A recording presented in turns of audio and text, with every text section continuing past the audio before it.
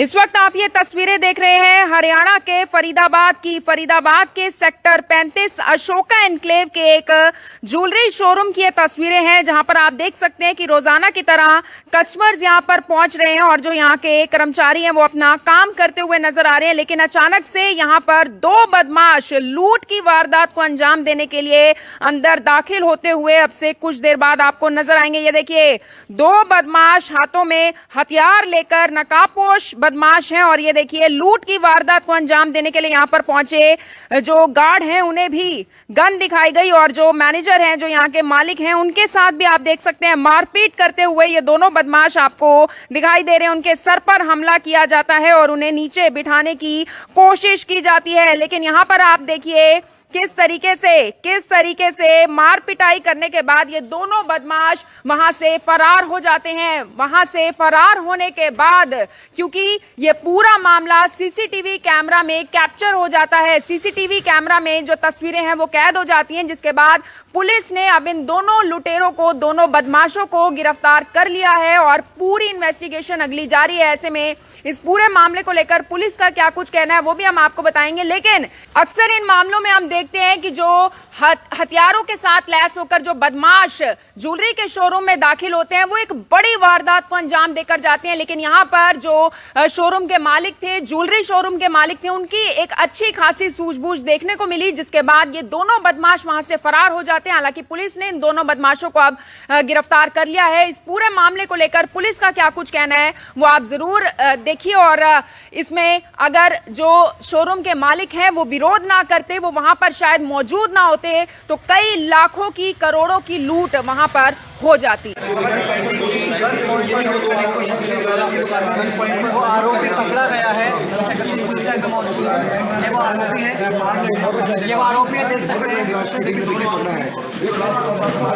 Gun point पर लूट करने आरोपियों को गिरफ्तार कर लिया गया है। सर, गुंडों के हौसले बुलंद हैं। जिस तरीके से ज्वेलरी शॉप की दुकान में सरेआम हथियार लेकर लूट की कोशिश की गई, दुकानदार ने डटकर मुकाबला किया, क्या इस मामले में आपको? जी, 14 नवंबर को सराय ख्वाजा पुलिस स्टेशन के एरिया के अंदर दक्ष ज्वेलर्स नाम की एक ज्वेलरी शॉप थी, जहां पे दो नकाबपोश आदमियों ने हथियार के दम पर लूट करने का प्रयास किया था।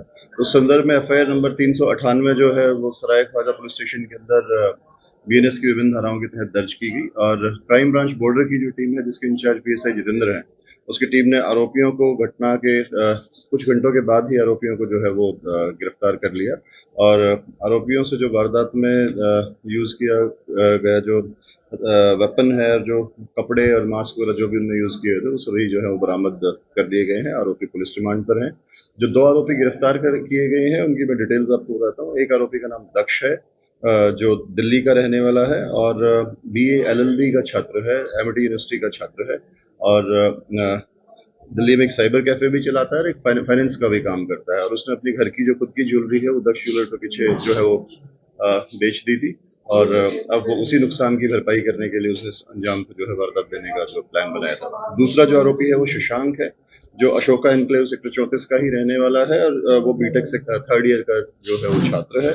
दोनों आरोपी जो हैं वो दोस्त हैं पहले से ही और दोनों में से किसी का भी कोई क्रिमिनल रिकॉर्ड नहीं है और उन्होंने सिर्फ और सिर्फ अपना ये जो नुकसान था उन चीजों को देख करके और जो फिल्मों से प्रभावित होकर के इस तरीके की इस लूट को जो है वो अंजाम देने का क्या ये पड़ोसी है सर?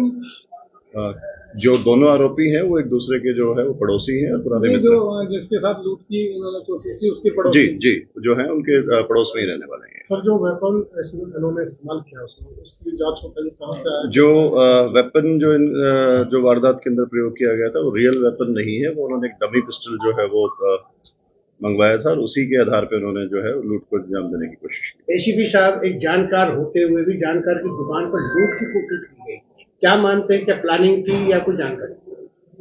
जैसे मैंने आपको बताया कि पहले उसने वहीं पे उसी दुकान पे अपनी जो ज्वेलरी है खुद की जो बेची थी और उसको उनके पड़ोस में भी रहता, तो उसको स्वाभाविक सी बात है उसको आसपास का पता था और जानकारी होने के कारण ही शायद ये कारण रहा कि उसने दोनों ने अपने जो फेस थे वो कवर किए हुए थे। लेकिन फिर भी जो क्राइम ब्रांच की टीम है उसने मात्र वारदात के कुछ घंटों के अंदर ही जो आरोपियों की पहचान करके सभी आरोपियों को गिरफ्तार कर दिया गया है और अब इन्हें माननीय न्यायालय में पेश करके पुलिस रिमांड पर लिया गया है।